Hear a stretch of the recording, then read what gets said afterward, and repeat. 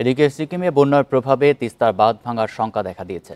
এতে ভয়াবহ বন্যার শঙ্কা দেখা দিয়েছে বাংলাদেশে। এর মধ্যে সতর্কতা জারি করেছে পানি উন্নয়ন বোর্ড। আরও জানাতে নীলফামারী থেকে যুক্ত হচ্ছেন সহকর্মী মাহমুদ আল হাসান। হাসান, সিকিমে বন্যার প্রভাব নীলফামারীতে কতটা পড়েছে, বিশেষ করে তিস্তা বাঁধের পরিস্থিতি জানাবেন। পানি উন্নয়ন বোর্ড থেকে কী ধরনের ব্যবস্থা এখন পর্যন্ত নেওয়া হয়েছে?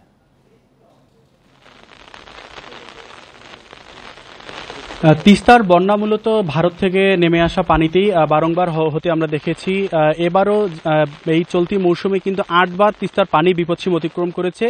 তিস্তা পানি উন্নয়ন বোর্ডের কর্তারা যেটি জানিয়েছেন যে আজকে কিন্তু সকালবেলা সিকিমে একটি রোদ এর বাঁধ ভেঙে যায় এবং সেখানে কিন্তু বন্যায় ব্যাপক ক্ষয়ক্ষতি হয়।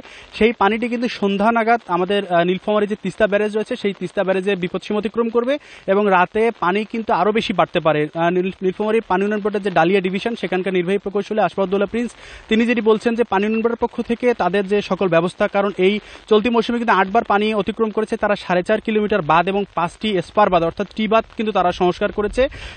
তারা যেটি বলছে যে যদি পানির মাত্রাটি খুব বেশি অস্বাভাবিক না হয় তাহলে তেমন কোনো ক্ষয়ক্ষতি কিন্তু হবে না। তবে যেভাবে কিন্তু ভারতে পানি বেড়েছে সেভাবে কিন্তু পানি যদি বাড়ে তাহলে কিন্তু একটা আশঙ্কা দেখায় দেয়। ইতিমধ্যে ডিমলার উপজেলা নির্বাহী কর্মকর্তা নুর আলম সিদ্দিকী যেটি জানিয়েছেন, তাদের তারা ফেসবুক পেজ এবং স্থানীয় জনপ্রতিনিধি যারা আছেন, স্থানীয় চেয়ারম্যানদের মাধ্যমে কিন্তু তারা মাইকিং করে নদী গর্ভে যারা মূলত বাস করে, বাঁধের নিচু অংশে নিম্নাঞ্চলে যারা বাস করে তাদেরকে কিন্তু সতর্ক করে দেওয়া হয়েছে। তাদেরকে নিরাপদ আশ্রয়স্থলে গিয়ে আশ্রয় নেওয়ার জন্য উপজেলা প্রশাসনের পক্ষ থেকে বলা হয়েছে। স্থানীয় চেয়ারম্যানদের সাথে আমার কথা হয়েছে, চেয়ারম্যানরা যেটি বলছেন যে এই যে তিস্তার যে পানি বৃদ্ধির খবরটি এটি আমরা মূলত 6 ঘন্টা আগে জানতে পারি। 6 ঘন্টা পরে এখানে তিস্তার কিন্তু এখানে পানি বাড়ে, ফলে কিন্তু তারা যারা নিম্নাঞ্চলে বাস করে তাদেরকে কিন্তু সতর্ক করার সুযোগ থাকে এবং স্থানীয় চেয়ারম্যানদের মাধ্যমে কিন্তু উপজেলা প্রশাসন মাইকিং করছে যাতে যারা এই তিস্তা নিম্নাঞ্চলে বাস করে তারা সতর্ক অবস্থানে আসে। এবং পানি উন্নয়ন বোর্ডের প্রকৌশলী যেটি বলছেন যে এই গত 2021 সালের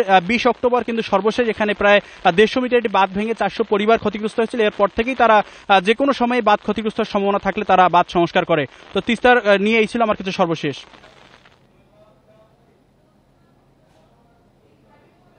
নীলফামারী থেকে জানাচ্ছেন সহকর্মী মাহমুদ আল হাসান।